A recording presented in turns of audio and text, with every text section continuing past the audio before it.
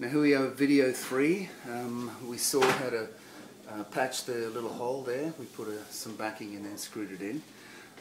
So what we've done here, they had on the first video we saw clearly they had a light bay, sort of a bulkhead light that was in the 80s. It was very popular, but everyone seems to be wanting to rip it down these days. I don't blame them, and put up some new modern lighting. She had some fluoros here. I got the fluoros off, but for this video we're concentrating on the texture melding.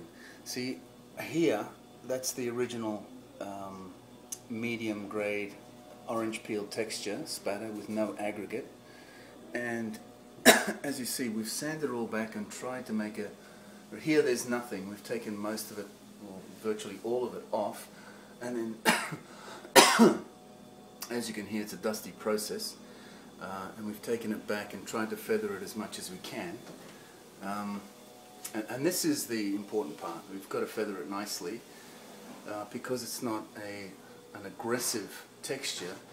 It's quite an easy job, and there's two ways of removing the texture. We could have wet it down and avoided the dust and then just scraped it off, but then again we don't get that nice transition, but we can transition it with the sponge. That's one way, but if we do that, then we have to wait for it to dry before we put any oil sealers, and I just want to get ahead with this job. So a little bit of dust in this area, and we've already cleaned up the floor and everything, so we don't keep migrating dirt throughout the whole house, throughout the whole job, which is very annoying.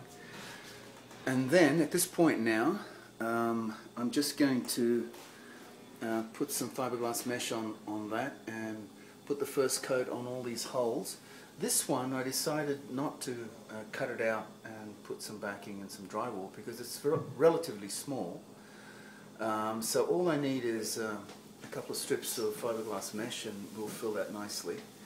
And of course all the screw holes will have to disappear. We'll see you on the next video when we've got that all filled up.